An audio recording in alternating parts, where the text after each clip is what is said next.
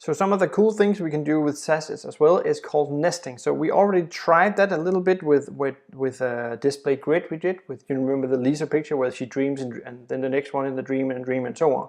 We can do the same with SASS here. Now I'm just going to create a navigation here. I'm just going to do an indent so I'm following my own instructions for you guys like this, and then I'm going to create a UL with some LIs. I'm going to create 4. I want a anchor and some text between this. I need to hit the right keys, so text like this.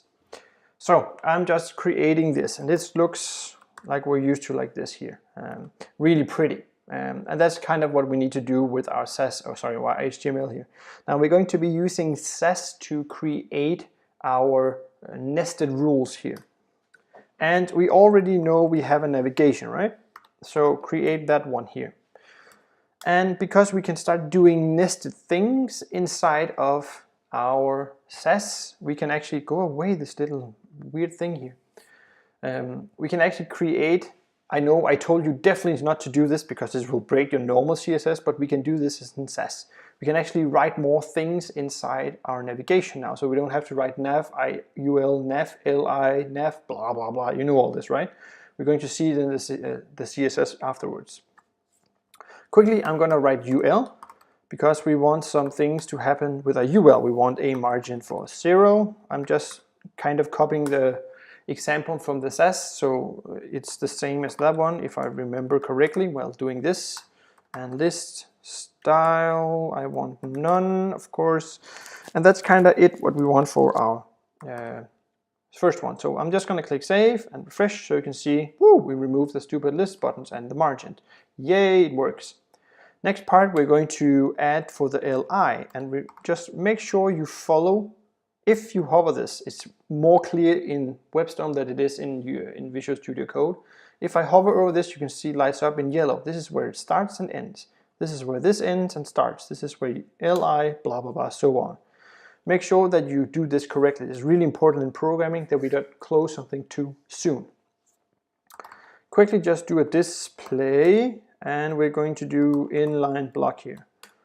Inline block, we did grid flex, and the default inline block just means it's going to go on a line instead. We can kind of use this for menus if we want to. But that's what we want for our li, and we also want some changes to our anchor, because right now it's as it is. We want to put display block. Ooh, we kind of knew that. Sweet. We want to change the padding so there's a little space between them. I don't know, 5 pixel, 10 and 10, like so. And then we want text decoration to be 0. We don't want the, we don't want the underline on this one. We just want the cool stuff like this. So save, go refresh, and now you can see this happens. So we have a little menu navigation up here. What we can do, we can create nested things in nested things as well. So you know this, where we go over this and it turns to another color. We can also do this in here. And this is usually where we write nav space a and then a colon and then hover. So we can do something in here as well. So make sure you don't go outside your a, but just after the last one, and then you type, what was it? You type a and sign, colon, and hover, like this. And then you do this, and then you can change the color to, let's go white, like this. So let's click save, go to a browser, refresh, and if it works, it changes it into a white color now.